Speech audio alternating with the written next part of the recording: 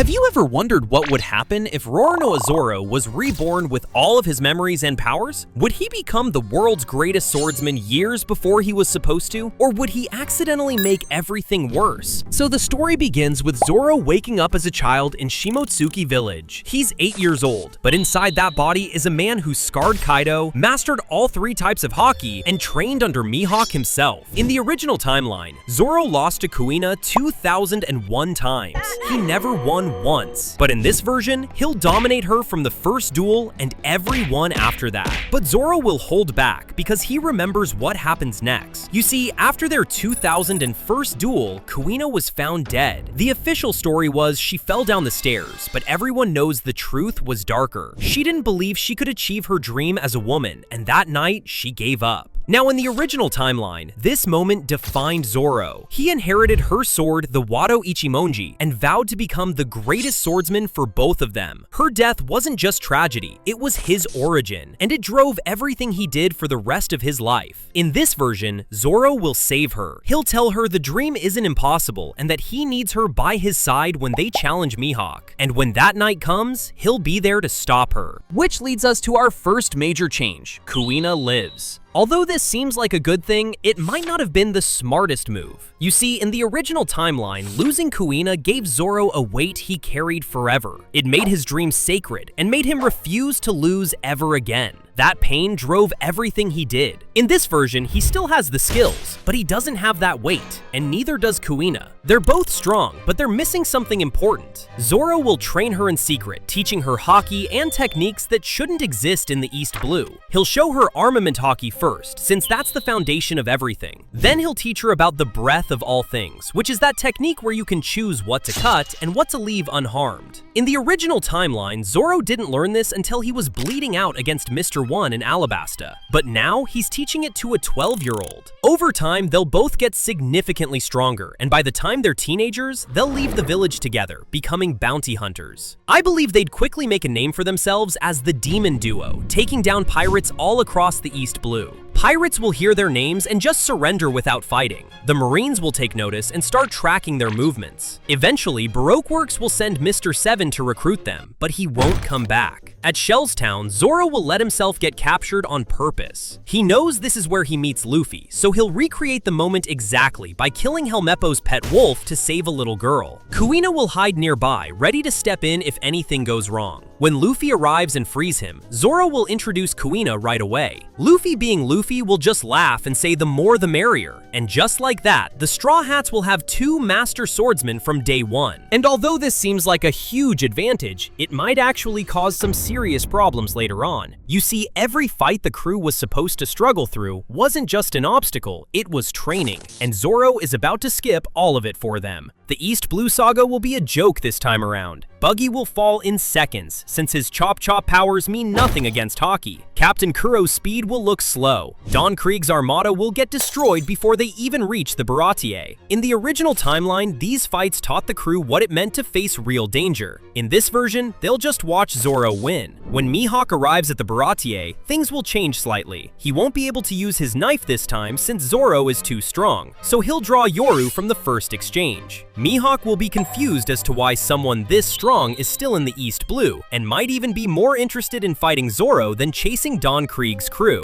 The fight will be intense, and Zoro might even land a hit, which is something almost no one in the world can claim. But Mihawk will still win. The gap is smaller than in the original timeline, but it still exists. Now, in the original timeline, this defeat was devastating. Zoro swore to Luffy that he would never lose again, and that vow shaped everything about his journey. In this version, the gap is smaller, but it still exists. Zoro will lose, but he already knew he would, so there's no desperation and no transformation, just confirmation. Mihawk will notice the second swordsman as well. If Kuina challenges him too, he'll see another monster in the making. I believe Mihawk would actually be intrigued by this, since for the first time in years, he'd have something to look forward to. Moving on to Arlong Park. In the original timeline, this was where the crew became a crew. They watched Nami suffer and chose to fight an impossible enemy because she needed them. Luffy nearly died, and Zoro fought with wounds that should have killed him. In this version, the fight will last minutes. Two haki users against Fishman isn't really a battle. Arlong will fall before Nami even finishes explaining her backstory. The village gets saved, but here's the problem. Nami was supposed to watch Luffy nearly die for her. She was supposed to see the crew struggle and refuse to give up. That's what made her trust them completely. In this version, she just watched two strangers cut down her tormentor like it was nothing. She's grateful, but she didn't see them earn it. This is why the bond will form weaker. Then Loguetown. This is where something interesting happens. Zoro will meet Tashigi, who looks exactly like Kuina. Same face, same fighting style. But in this version, the real Kuina is standing right there. Tashigi will freeze when she sees her, and even Reborn Zoro doesn't know why they look identical. Some mysteries stay mysteries. Smoker will see both swordsmen fight and realize these aren't ordinary pirates. This is why the Marines will take the Straw Hats more seriously from the start. The Grand Line is supposed to test them, but it won't. At Whiskey Peak, the entire island of bounty hunters will fall in seconds. Little Garden will pass without incident, since Mr. 3's wax tricks will get cut down before anyone's trapped. Drum Island comes next. Wappo will get launched off the mountain before Chopper even knows there's a threat. Now in the original timeline, Luffy carried Nami up a frozen mountain with his bare hands, nearly dying from the cold. That's what convinced Chopper these people were worth trusting. In this version, Chopper will join because Luffy is kind, but he never saw the crew almost die for each other. This is why the bond will form weaker. You might have noticed a pattern here. Every island, every fight, the crew gets the win, but they don't get the lesson. Alabasta is where this becomes obvious. In the original timeline, Zoro's fight against Mr. 1 was legendary. Daz's bones could turn his body into steel, and Zoro couldn't cut steel. He was bleeding out and dying, and in that moment, on the edge of death, he finally heard the breath of all things and learned to choose what his blade cuts. This was one of the most important moments in Zoro's entire journey. In this version, it never happens. Zoro already knows how to cut steel, so Mr. 1 isn't a fight, he's a demonstration. The crew will watch and be impressed, but they never saw Zoro evolve. They just learned that Zoro is strong. Crocodile falls and Robin joins, but Robin joins a crew she barely knows. Skypiea comes next. In the original timeline, this was where the crew learned to face a god. Enel seemed untouchable. In this version, Zoro's Conqueror's haki will throw off Enel's predictions, and the fight will be manageable. Long Ring Longland passes, and then Aokiji shows up. Now this is important. In the original timeline, Aokiji nearly killed Robin and froze Luffy solid. The crew was completely outclassed, and it was a wake-up call that the world had monsters they couldn't yet face. In this version, Zoro can actually fight Aokiji. Not win, since Aokiji is still an admiral, but make him hesitate. Aokiji will leave with a warning instead of a lesson. This is why the Straw Hats will never feel that fear, and without it, they won't train as hard. Water 7 and Enies lobby should be where the crew bonds through desperation. In the original timeline, CP9 pushed everyone to their limits. Zoro invented Ashura against Kaku. Sanji unlocked Diable Jambe against Jabra. They declared war on the world government to save one friend. In this version, CP9 won't stand a chance. Rob Lucci will give Luffy a decent fight, but Kaku and Jabra will get demolished before they can fully transform. The swordsman will cut through them like they're nothing. The crew wins, but nobody evolved to do it. Sanji never unlocked Diable Jambe because he never needed to. Nami never mastered her climb attack because the fights ended too fast. And here's another big problem. Frankie was supposed to join after bonding through shared struggle. He fought alongside them at Enies lobby, suffered alongside them, and earned their trust. In this version, the crew barely needs help and they never even go to Enies lobby. So let's be real. Would Frankie really join a random pirate crew he's never met and leave his family behind? I don't think so. This is why in this version, despite Luffy's best efforts, Frankie won't be joining the crew. Luffy would probably blame himself for this and might even try to stay on Water 7 until Frankie changes his mind. But with Garp arriving on the island, he'd be forced to leave. Due to this, they won't have the Thousand Sunny or the Soldier Dock system or the Frankie Shogun later. The crew loses capabilities they don't even know they're losing. Thankfully, the next member will be easier to recruit because as soon as the crew nears the Florian Triangle, they'll find Brook and Luffy will immediately ask him to join. Thriller Bark comes next. In the original timeline, this arc ended with one of the most important moments in the series. Kuma offered to spare the crew if someone took all of Luffy's pain. Zoro stepped up, and the pain nearly killed him. When Sanji found him standing in a pool of his own blood, Zoro just said, "Nanimo nagatta."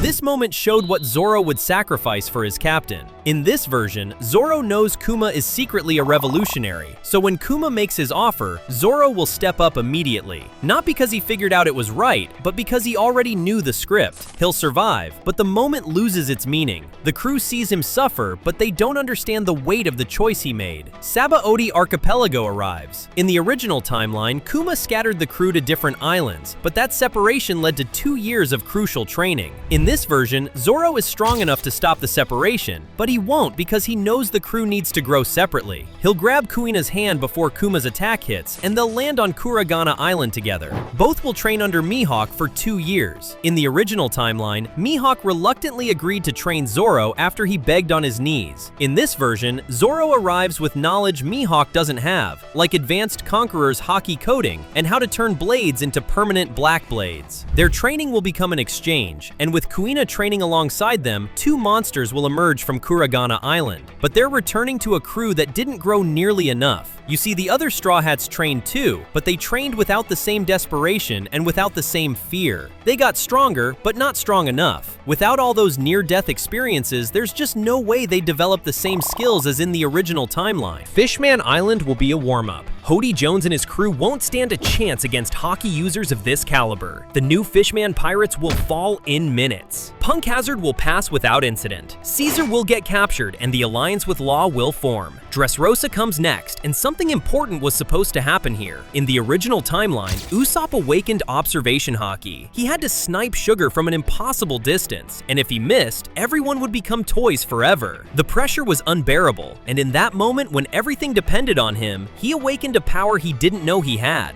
This was Usopp's moment, the moment he proved he belonged on this crew. In this version, the swordsman will reach Sugar first, and she'll fall before Usopp even knows she's a threat. Usopp never had his moment, and he never awakened observation haki, and now he never will. Pika will get sliced in half while Zoro yawns. The officers will fall. Doflamingo will lose. The Grand Fleet will form anyway, with 5,000 pirates pledging themselves to Luffy, but they're pledging to a crew carried by 2 swordsmen, not a crew of equals. Zoe comes and goes. They'll meet the Mink tribe and learn about the road poneglyphs. They learn Sanji has been taken to Whole Cake Island for a forced wedding. Now, considering Luffy's strength at this point, they could probably just ignore the letter, right? Well, not really. You see, the real reason Sanji went to Whole Cake wasn't because he was scared of Big Mom. It was because she threatened to kill Zeph. This is why I believe Sanji would still agree to go even in this version. So once again, the crew will follow after. In the original timeline, Luffy's fight against Katakuri was essential since he developed Future Sight through desperation. Zoro knows he can't interfere with that, so he'll stay back and let Luffy struggle. But everything else? Cracker will fall to the swordsman in minutes rather than days. Smoothie will fall. The Charlotte family can't handle 2 haki masters cutting through their ranks. Pedro won't sacrifice himself this time since the escape will be much cleaner. Although this seems like a good thing, it actually removes something important. In the original timeline, Pedro's death reminded the crew what was at stake. It added weight to their victory. In this version, they just escape cleanly with no sacrifice and no consequence. Wano arrives. Now, this arc is personal for Zoro since his ancestors came from this country. His grandmother, Shimotsuki Furiko, fled Wano decades ago, and his granduncle, Shimotsuki Ushimaru, was a daimyo who died fighting Kaido. In the original timeline, Zoro discovered his heritage piece by piece. In this version, he already knows everything. In the original timeline, Zoro got the sword Enma, and it nearly killed him just from holding it. Mastering Enma was a battle in itself. In this version, Zoro already knows how to master it, so he just picks it up and uses it. Kuina will get Ame no Habakiri, 2 legendary swords wielded by people who didn't earn them. The raid on Onigashima begins. When Kaido and Big Mom launch Hakai, both swordsmen will block it together. In the original timeline, Zoro blocked it alone and shattered half his bones. In this version, neither of them breaks. Zoro will scar Kaido with Ashura. Kuina will follow up, 2 scars instead of 1. Now, although this sounds like a good thing, there are some important things we need to consider. You might have noticed notice that in this version of the story, Zoro participated in way more fights than in the original, which made the journey for his crew much easier. But what if I tell you that this isn't actually a good thing? You see, these actions severely hindered the crew's progression as they didn't really have to struggle at any point. Since they didn't fight these battles themselves, their individual skills never developed. Their teamwork is worse too, since they never had to coordinate against oars. So when the raid happens and the crew has to split up to face Kaido's officers, that's when everything falls apart. Zoro and Kuina will head for the rooftop to face Kaido. That means the rest of the crew has to handle King, Queen, and the Tobiropo on their own. But the real question is, can the Straw Hats win these fights this time around? Due to Zoro taking all responsibilities into his own hands over time, this led to the Straw Hats being significantly weaker in this version of the story. Yeah, sure, they did train, but without all those near-death experiences, there's just no way they'd be able to develop the same skills.